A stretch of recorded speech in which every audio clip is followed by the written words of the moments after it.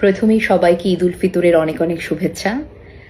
আজ একটা লেখা পড়ব প্রবাসীদের ঈদ নিয়ে, যে লেখাটা একজন প্রবাসী ভাই লিখেছেন। আজ আর মায়ের সাথে মিথ্যে কথা বলতে পারলাম না। প্রতি বছরের মতো আজও ঈদের নামাজের পরে বাড়িতে কল দিলাম, সবার খোঁজ খবর নিতে। সবাই খুশিতে আত্মহারা। নতুন জামা কাপড় কেনাকাটা হয়েছে।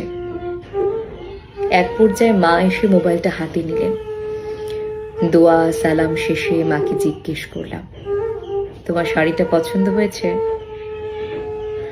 উত্তরে মা আমাকে বললেন, হ্যাঁ বাবা, অনেক সুন্দর শাড়ি কিনে দিয়েছে তোর ছোট ভাই। কিরে, তোর গায়ে পুরাতন জামা কেন? ঈদের জামা কাপড় কিনিস নাই? ভিডিও কলে কথা বলছিলাম, তাই আজ আর মিথ্যে কথা বলতে পারলাম না। না মা, কাজে ব্যস্ত ছিলাম তো, তাই মার্কেটে যেতে পারিনি। আমার তো অনেক কাপড় আছে, নতুন কাপড় পরতে সময় কোথায়? মা এক পলকে আমার দিকে তাকিয়ে রইলেন। আমার না বলা কথাগুলো যেন আমারই চোখের মধ্যে মা পড়ে নিলেন। আমি তোর গর্ভধারিণী মা, আমাকে কি বলে কি বোঝাতে চেষ্টা করিস? জানো মা, আমরা প্রবাসী, আমাদের ঈদ বলতে কিছু নেই। সেই কবে যে ঈদে নতুন কাপড় কিনেছিলাম সঠিক মনে নেই। মাসের সম্পূর্ণ বেতনের টাকা দেশে পাঠিয়ে দিই। সামান্য হাত খরচের টাকা ছাড়া মাস শেষে আমাদের কাছে কিছুই থাকে না। ঈদের দিনে আমাদের কোরমা, পোলাও, সন্দেশ আর মায়ের হাতের সেমাই খাওয়ার সৌভাগ্য হয় না।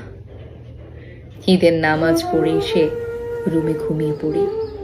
পাড়া প্রতিবেশী, আত্মীয় স্বজন কেউ নেই এখানে। যান্ত্রিক শহরে আমরা যে শুধু টাকা ইনকামের মেশিন। সুখ, দুঃখ, আনন্দ, উৎসাহ বলতে আমাদের কিছু নেই। আমরা যে প্রবাসী, হতভাগা প্রবাসী।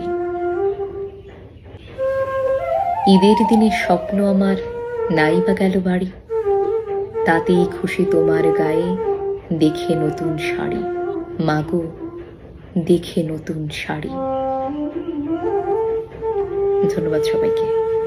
আবারও সকল প্রবাসী ভাই বোনদের জন্য ঈদের শুভেচ্ছা, এবং এই দোয়াই করব যেন পরের ঈদ আপনারা আপনাদের প্রিয়জনদের সাথে কাটাতে পারেন।